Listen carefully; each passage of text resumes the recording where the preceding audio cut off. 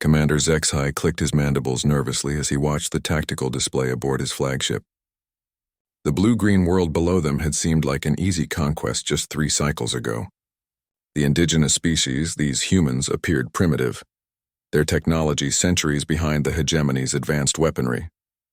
Their largest settlements housed barely 10 million beings, a fraction of what any respectable Zephyrian hive contained. Yet here he was, requesting reinforcements for the 3rd time. "Sir," his communications officer buzzed, her carapace quivering with anxiety. "The humans have breached Sector 7.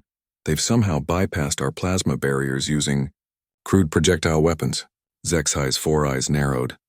Projectile weapons, kinetic slugs of metal fired by chemical reactions.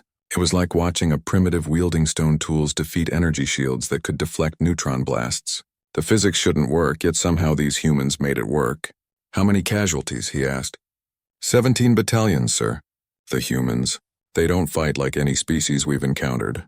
They adapt. Constantly. What worked against them yesterday fails today." The door to the bridge hissed open, and Zexai's tactical advisor scuttled in, her usually pristine exoskeleton scorched and cracked. "Report, Subcommander Vextal. The ground assault on Settlement 7 was educational," she said, her voice hollow. "We deployed standard suppression tactics. Overwhelming force, surgical strikes on leadership structures, psychological warfare to break their will. And they scattered into their urban centers. Not fleeing, sir, reorganizing. Within 6 hours, they'd established independent command structures. Children, elderly, civilians all became combatants. They turned their own infrastructure against us. Their transportation tubes became death traps. Their communication network spread our positions faster than we could move." Zexai had seen the recordings. Humans wielding nothing but chemical explosives and kinetic weapons, yet moving through their cities like a single organism. They shared information instantaneously, adapted to new threats with impossible speed, and showed a level of coordination that rivaled the galaxy's most advanced hive minds, except they did it without any hive mind at all. "Sir," the communications officer interrupted, "we're receiving a transmission from Hegemony Command. The Cathera shock legions are en route. ETA 6 standard hours." Zexai felt his secondary heart skip. The Cathera, the Hegemony's most feared warriors. Each one was a 3-meter-tall predator, bred for battle across a dozen generations. Their bone-dense carapaces could deflect plasma bolts. Their razor-sharp appendages could slice through reinforced battle armor. If the Hegemony was sending them, it meant the High Council was tired of this embarrassment. "Excellent," Zexai said, though something in his thorax felt uneasy. "Signal all ground forces to establish defensive perimeters until the shock legions arrive." 6 hours later, the Cathera dropships descended through the atmosphere like falling stars. Each vessel carried 50 of the galaxy's most efficient killers. Zexai watched from orbit as they deployed across the human settlements with ruthless precision. The first reports came within minutes. Contact with enemy forces engaging. Then, taking casualties. These humans are resourceful. Then, request immediate medical evacuation. Casualties at 60%. Zexai's mandibles clicked rapidly. "Impossible. Patch me through to Legion Commander Krexthor." The massive Cathera's face appeared on the screen, his usually pristine battle armor now scarred and smoking. Behind him, explosions lit the sky. "Commander," Krexthor growled, his voice strained. "These are not the prey species you described. They have turned their entire planet into a weapon. Their young ones crawl through spaces too small for us to follow, placing explosives with surgical precision. Their elderly coordinate from hidden locations, directing attacks with the efficiency of seasoned generals." "But you're Cathara. Elite shock troops trained to fight other elite shock troops," Krexthor interrupted. "These humans don't fight like soldiers. They fight like an ecosystem defending itself.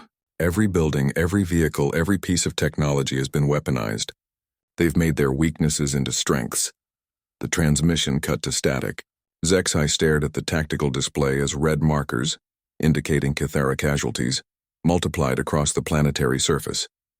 In 12 hours, the humans had neutralized 3 full shock legions using nothing but ingenuity, determination, and what could only be described as controlled insanity.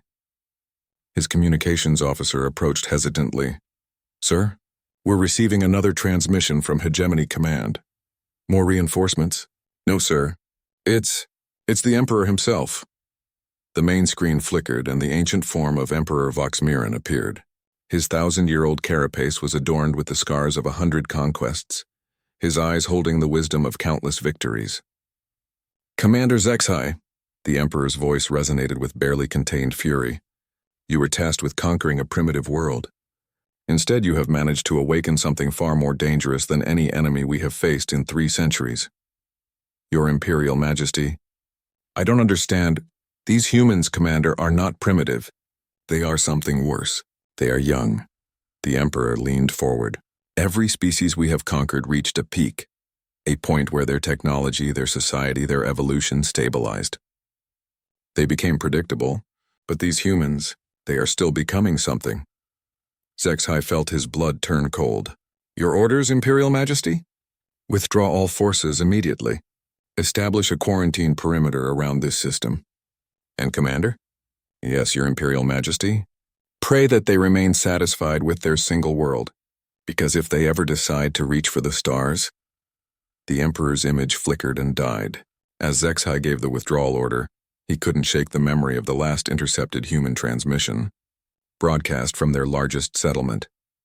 This is Earth to all off-world visitors. Thanks for stopping by, but we think it's time you left. Don't worry, we'll be in touch soon. We know where you live now. The fleet departed within the hour, leaving behind a blue-green world whose inhabitants had just learned they weren't alone in the universe. And more importantly, that being the underdog might just be humanity's greatest weapon of all.